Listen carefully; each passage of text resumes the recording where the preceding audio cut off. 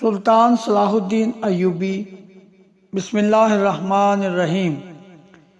پیارے دوستو السلام علیکم۔ اردو اسلامی تاریخی کہانیوں کا سلسلہ جاری ہے جس میں سلطان صلاح الدین ایوبی کے حالات زندگی بیان ہو رہے ہیں۔ امید ہے آپ کو یہ ویڈیو پسند آ رہی ہوں گی۔ تو اگر آپ چینل پر نئے ہیں تو لائک کرنے کے بعد سبسکرائب کر دیں اور بیل آئیکن کو دبا دیں تاکہ ہر نئی ویڈیو آپ تک سب سے پہلے پہنچ سکے۔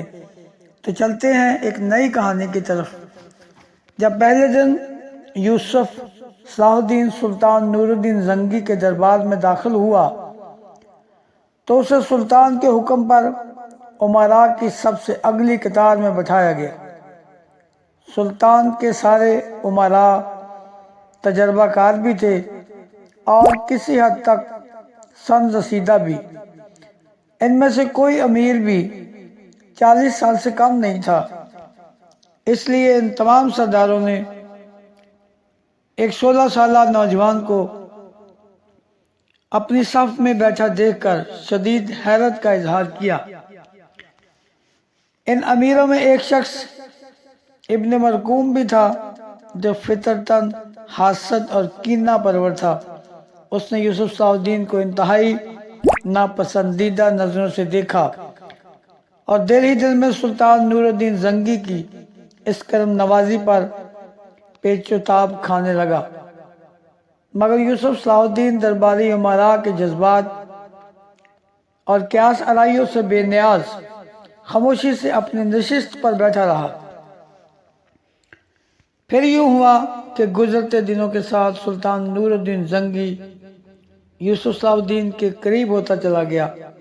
یہ صورتحال دیکھ کر دوسرے امراء تو خاموش رہے مگر امیر ابن مرقوم سے برداشت نہ ہو سکا اور ایک دن وہ تنہائی میں سلطان سے عرض کرنے لگا، اگر آپ اس نوعمر لڑکے میں ایسی کون سی صلاحیت پاتے ہیں کہ جس کے باعث دوسرے امراء کو نظر انداز کیا جا رہا ہے؟ سلطان نور الدین زنگی نے بڑی حیرت سے امیر ابن مرقوم کی طرف دیکھا۔ ہم نے کسی امیر کی حق تلفی کی ہے؟ سلطان کی آواز معمول سے زیادہ تیز تھی۔ سلطان سے زیادہ رعایا کے حقوق ادا کرنے والا اور کون ہو سکتا ہے؟ امیر ابن مرقوم نے انتہائی خوشامدانہ لہجے میں کہا، ہم نے اپنے کسی امیر کو اس کے منصب سے ہٹایا؟ اب کی بار سلطان نور الدین زنگی کی آواز میں تیزی کے ساتھ تلخی بھی شامل تھی۔ امیر ابن مرقوم حاسد و کینہ پرور ہونے کے ساتھ ساتھ انتہائی شاطر و عیار انسان بھی تھا۔ اس نے فوراً ہی سلطان کے بگڑے ہوئے تیوروں کا اندازہ کر لیا، اس لیے لہجہ بدل کے بولا، سلطان محترم سے زیادہ اپنے امراء پر بارش کرم کرنے والا اور کون ہوگا؟ پھر وہ کون لوگ ہیں جو ہماری بے توجہی کی شکایت کر رہے ہیں؟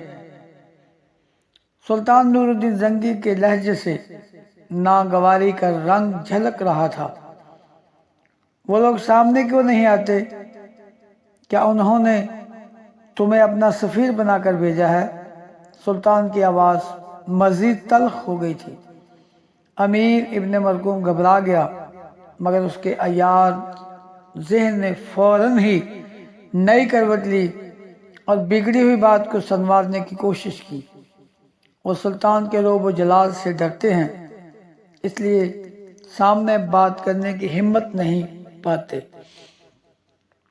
رہا غلام تو وہ دل و جان سے سلطان ذیشان کے ہر فیصلے کو قبول کرتا ہے۔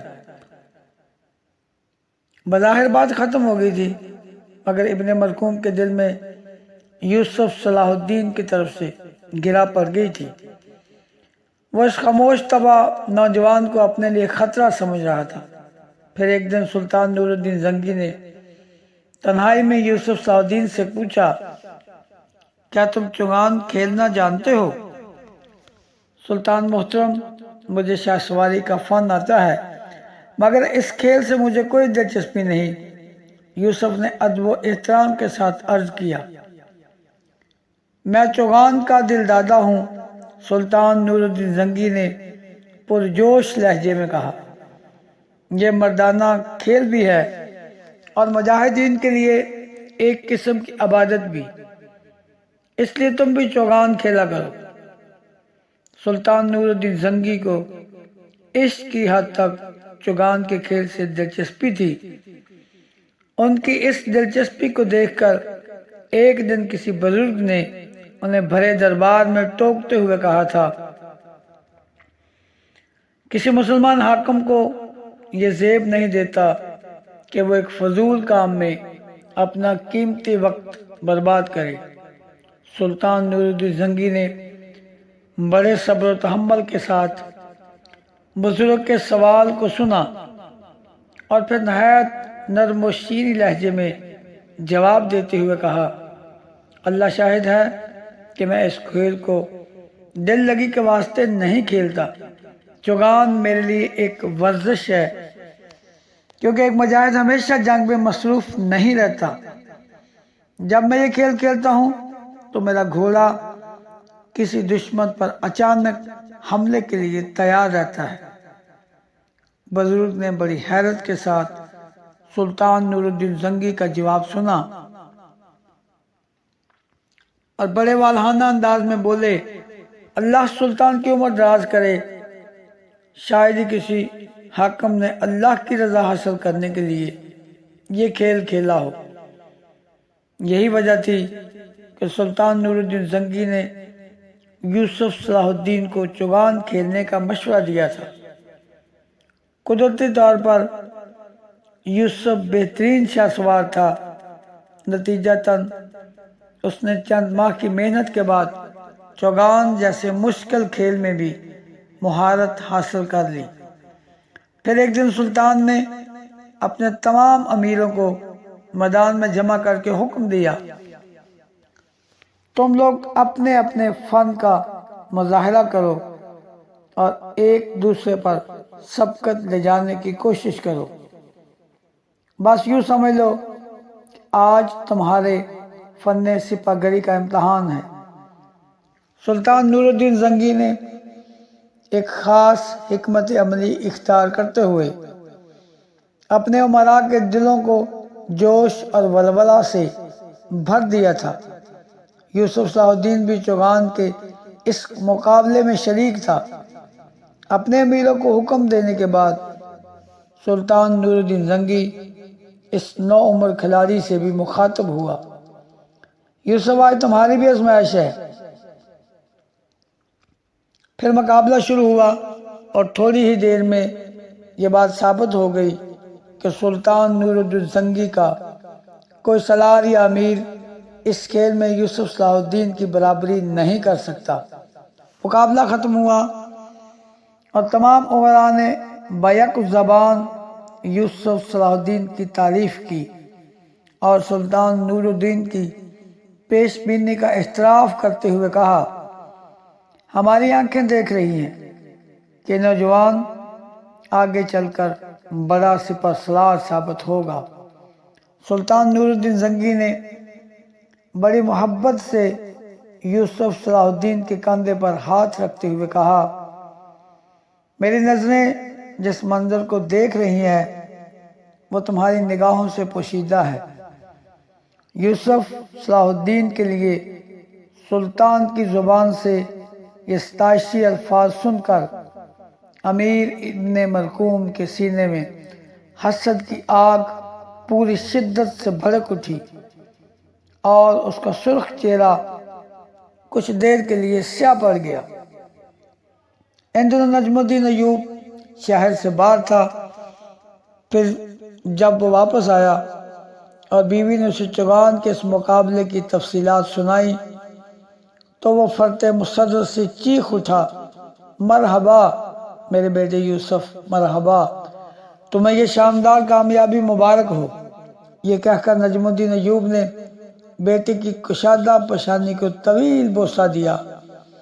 اب مجھے یقین آ گیا کہ تم نے میری نصیحت کو دل سے قبول کر لیا ہے۔ پھر شام کے تمام امیروں اور وزیروں نے یہ منظر بڑی حیرت سے دیکھا کہ سلطان نور الدین زنگی یوسف صلاح الدین کے ساتھ چوگان کھیل رہے ہیں۔ ابتدا میں یوں ہوا کہ یوسف صلاح الدین سلطان نور الدین زنگی سے آگے نکل جانا چاہتا تھا، مگر سلطان کے احترام کے پیش نظر وہ ہر بار اپنے گھوڑے کی لگامیں کھینچ لیتا تھا۔ کچھ دیر تک تو سلطان اس کے طرز عمل کو سمجھنے سے قاصر رہے۔ پھر انہیں اندازہ ہو گیا کہ یوسف صلاح الدین قصداً یہ حرکت کر رہا ہے۔ اس خیال کے آتے ہی سلطان نور الدین زنگی نے ڈانٹتے ہوئے کہا، یوسف، اس وقت میں تمہارا سلطان نہیں، سخت ترین حریف ہوں۔ اپنی پوری صلاحیتوں اور توانائیوں کے ساتھ میرا مقابلہ کرو۔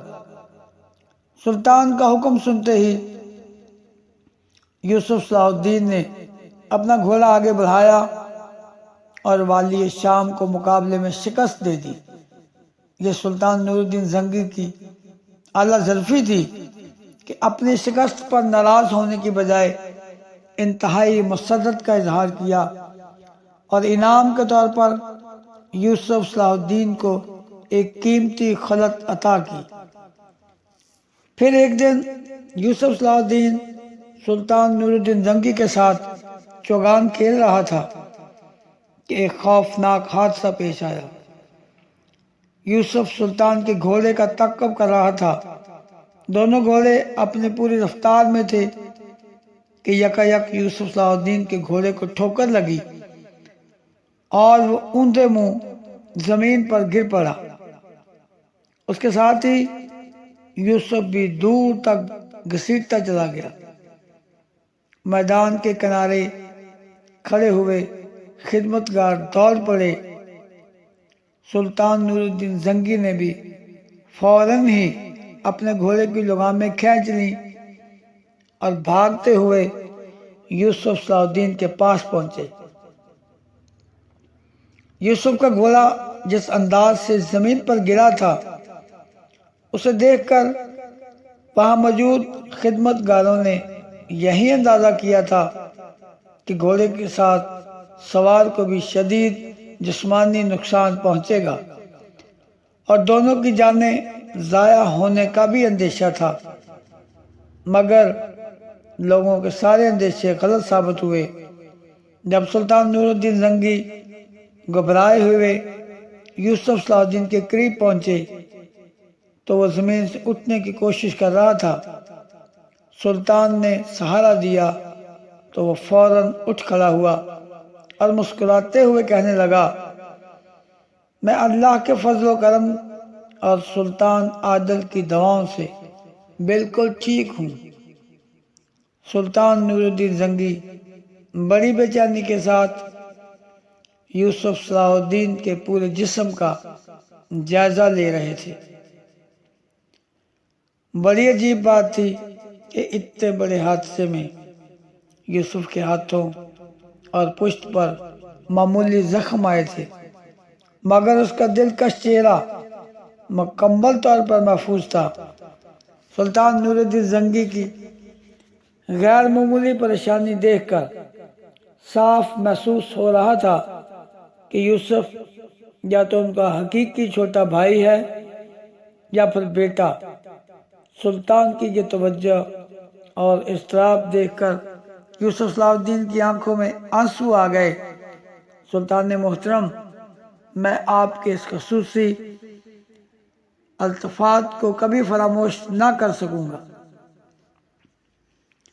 اور میں اللہ تعالیٰ کی اس عنایت خاص کو کبھی نہ بھلا سکوں گا کہ اس نے ایک انتہائی خوفناک حادثے کو سلامتی کے ساتھ ٹال دیا۔ سلطان نور الدین زنگی نے نہایت پرسوز لہجے میں کہا، تم میرے دست و بازو ہو یوسف۔ پھر یوسف صلاح الدین گھوڑے کی طرف متوجہ ہوا، جس کی ہڈیاں تو سلامت تھیں مگر پورا بدن زخم سے چور تھا۔ یوسف جھکا اور آہستہ آہستہ گھوڑے کی پشت پر ہاتھ پھیرنے لگا۔ میرے وفادار ساتھی، میں تجھ سے شرمندہ ہوں کہ تجھے ناحق میری وجہ سے یہ تکلیف پہنچی۔ یہ کہتے کہتے یوسف کی آنکھوں میں آنسو آ گئے۔ سلطان نور الدین زنگی نے بڑی حیرت سے یہ منظر دیکھا۔ آج پہلی بار سلطان کو اندازہ ہوا کہ یوسف صلاح الدین کسی قدر اساس نوجوان ہے۔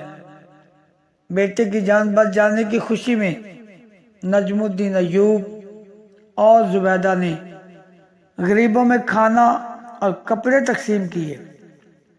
اس موقع پر سلطان نور الدین زنگی نے خصوصی دربار آراستہ کیا اور یوسف صلاح الدین کو اپنے تخت کے برابر کرسی پر بٹھایا۔